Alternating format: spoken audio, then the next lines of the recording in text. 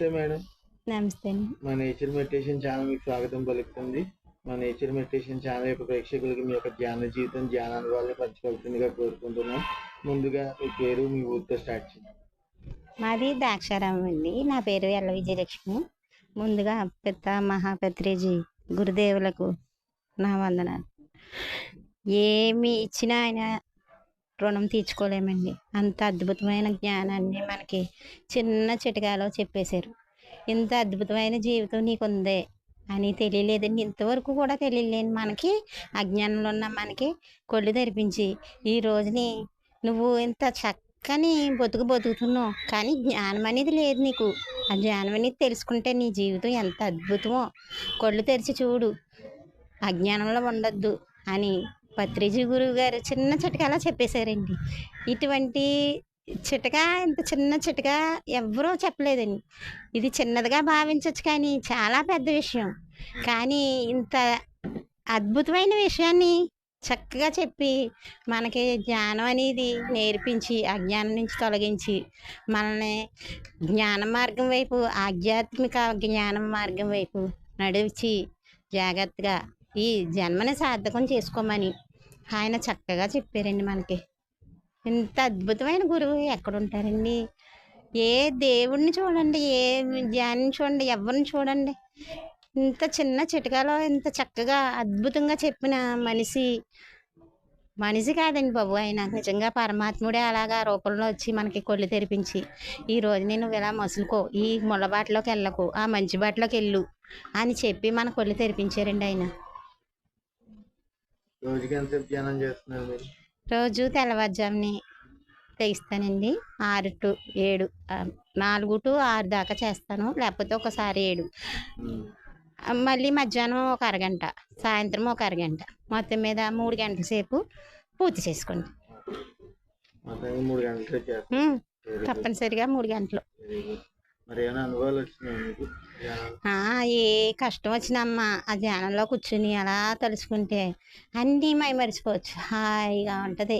చక్కని ప్లేస్లో కూర్చుని హాయిగా మఠం వేసుకుని అలా కూర్చుంటే మనసు ఎంతో ప్రశాంతంగా అలా లీలమైపోద్ది. ఏ దేవుడు లేదు, ఏ మతము కాదు, ఏ మంత్రము కాదు, ఏమీ లేదు ఇందులో.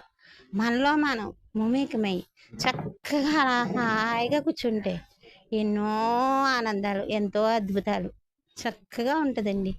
మీరు కూడా చేస్తేనే కానీ, తింటేనే కానీ, రుచి చేస్తేనే కానీ తెలియదు కదండి జ్ఞానం అనేది అంత అద్భుతం.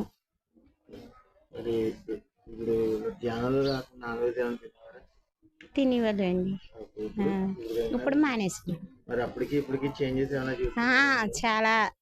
అప్పుడు ఒక మాంసం వేసుకుంటే కాళ్ళు లాగాడు, నడుము లాగాడు, బాబు ఎందుకు తిన్నానా, తినేందుకు ఇలా బాధపడుతున్నాను అని అనుకునేదాన్ని. తినేసాక బాధపడేదాన్ని. ఇప్పుడు హ్యాపీగా హాయిగా శాకాహారం తీసుకుంటున్నాం. ఏదైనా చక్కగా తేలిగ్గా ఉంటుంది, ఒళ్ళు హాయిగా ఉంటుంది, ఏ అనారోగ్యం లేదు. అది మానేసిన కాడి నుంచి.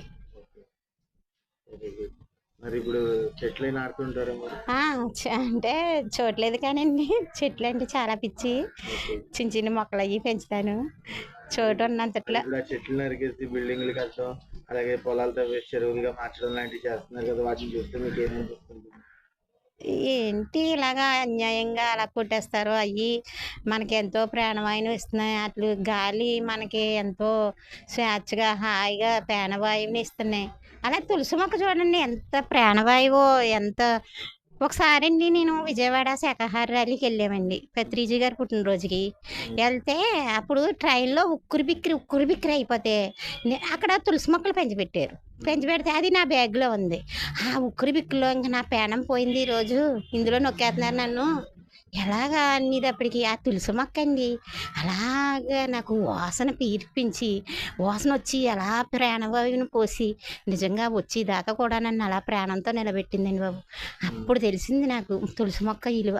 అయ్యి బాబోయ్, ఎంత ప్రాణవాయువు ఉంది ఇందులో, ఇటువంటి మొక్కనే మనం ఎప్పుడు కూడా వదలకూడదు అలాగని చెప్పి మా ఇంటి చుట్టూ తులసి మొక్కలు నాటేసానండి. ఎంత బాగుంటుందో అండి వాసన. మరి శాఖాహార ర్యాలీలకి అయ్యి వెళ్తుంటారు.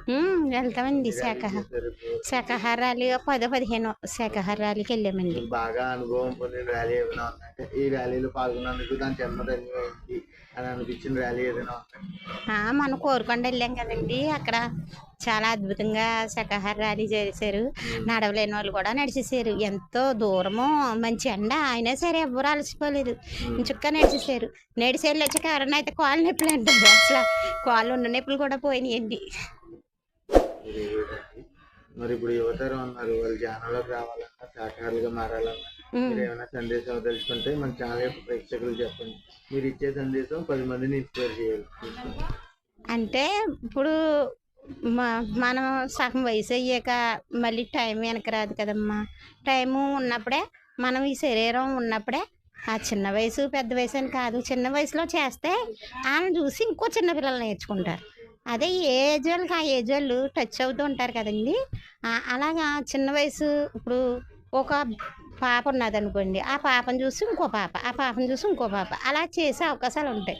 చిన్నప్పటి నుంచి చెయ్యాలి ధ్యానం అనేది. ప్లస్ తనకే ముక్తి కలుగుతుంది, తను చూసి ఇంకో 10, 15 మంది మళ్ళీ మారే అవకాశాలు ఉంటాయి. అది కూడా ఆ అమ్మాయి దాంట్లో యాడ్ అవుతుంది, చక్కగా ఉంటుంది. మరి ఇంట్లో ధ్యానానికి పిరమిడ్లో ధ్యానానికి డిఫరెన్స్ ఏంటి? పిరమిడ్లో కూర్చుంటే అండి ప్రశాంతంగా ఉంటుందండి, అన్నీ మర్చిపోవచ్చు. తర్వాత ఎనర్జీ ఫుల్ వస్తుంది.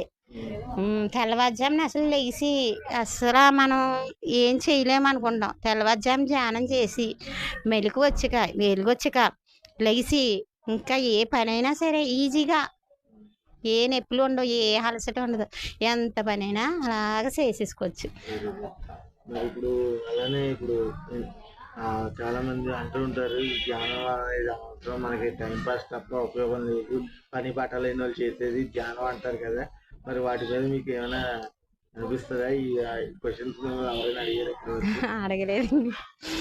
అయితే ధ్యానం అనేది ఇప్పుడుది కాదండి, నిజంగా ఎన్నో వేల సంవత్సరాల క్రితం నుంచి అటువంటి మహానుభావులే చెప్పారు కదా. ఈ రోజుని మనం చిన్నగా చెప్తే అలా అనిపిస్తుందండి. ఆ పురాతన నాటి కాడి నుంచి చూస్తే అసలు రహస్యం అనేది బయటపడుతుంది. ధ్యానం ఎంత గొప్పదో అప్పుడు తెలుస్తుంది. కళ్ళు మూసుకుని కూర్చుని అంతలో ఏమొచ్చేస్తుంది అనుకుంటారు. దాంట్లో ఉన్న మహిమ తెలిసేంత వరకు తెలియదండి. అది తెలియాలంటే సాధన చెయ్యాలి, కూర్చోవాలి. కళ్ళు మూసుకుని కూర్చుంటే అన్నీ మర్చిపోవచ్చు. ఒకవేళ ఆలోచనలు వచ్చినా కట్ చేస్తూ మళ్ళీ మళ్ళీ శ్వాస మీదకి మళ్ళించి ధ్యానం చేసుకుంటే మనకి తెలుస్తుంది అందులో ఉన్న లోతేటో. ఇప్పుడు వరకు ఏ పిరమిడ్లు చూసారు? విజయవాడ శాఖాహార ర్యాలీకి వెళ్ళినప్పుడు అక్కడ ఒక పిరమిడ్ చూసామండి. మళ్ళీ వైజాగ్, పేరవరం, అలా 10, 15 చూసి. కర్తలు 2-3 సార్లు వెళ్ళామండి. చాలా అద్భుతం. మంచి మంచి గురువులను తీసుకొస్తారండి. ఆ టైం కూడా సంధ్యా వేళలో తీసుకొస్తారేమో. ఆ అద్భుతమైన మాటలు, ఆ మ్యూజిక్, ఈ గురువులు సందేశాలు నిజంగా జన్మ అంతా మర్చిపోలేమండి. ఆ గురువులు ఒక్కొక్క మాట అద్భుతం అన్నమాట. అంత మంచి మంచి గురువులు వస్తారండి. 11 రోజులు 11 మంది గురువులు వస్తారు. అద్భుతంగా చెప్తారండి ఒక్కొక్క మాట కూడా. మరి మీకు అసమాధ గ్రామంలో గుప్తా గారితో అన్నపూర్ణ గారితో ఉన్న ట్రావెలింగ్ నుంచి ఏమైనా చెప్తారా? వాళ్ళు చాలా అద్భుతమైన మనుషులండి బాబు. అసలు వాళ్ళ గురించి చెప్పాలంటే ఇంకా ఎంత టైం అయినా సరిపోదండి. అంత అద్భుతంగా చేస్తారండి. వాళ్ళు సేవ ఏంటి, మనుషులు అంటే చాలా ఆప్యాయత అండి వాళ్ళకి. ఇంకా మనిషి కొంచెం టచ్ అయ్యారంటే ఇంకా వాళ్ళు అసలు వదలరండి. ఇంట్లో బిడ్డలాగే చూసుకుంటారు.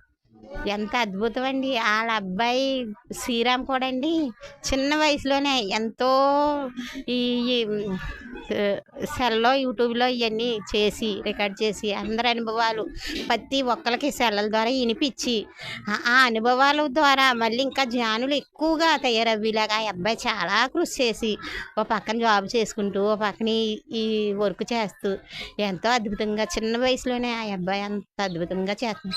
ప్రతి బిడ్డ కూడా అలా చేస్తాయండి. నిజంగా ఈ లోకమే మారిపోతుందండి. మరి ఇప్పుడు మన ఛానల్ గురించి ఏమైనా ఒక 2 మాటలు చెప్తారా? ఈ ఛానల్ వల్ల చాలా మంది మారే అవకాశాలు ఉంటాయండి. చాలా అద్భుతం. ఇలా ఉంటుంది, ఇలా చెయ్యొచ్చు అని కూడా నాకు ఈ అబ్బాయిని చూసి తెలిసింది. చాలా అద్భుతమైన మంచి చాలా మంచి నిర్ణయం ఇది. Thank you. తర్వాత మొన్న మ్, అంగరే క్లాస్కి వెళ్ళినప్పుడండి, ఆయన ఎవరో చెప్పండి. పిప్పల ప్రసాద్ గారితో మేము ప్రయాణం చేసామండి. చేస్తే ఆయన చేతిలో బ్యాగ్ నేను ఇచ్చుకున్నాను.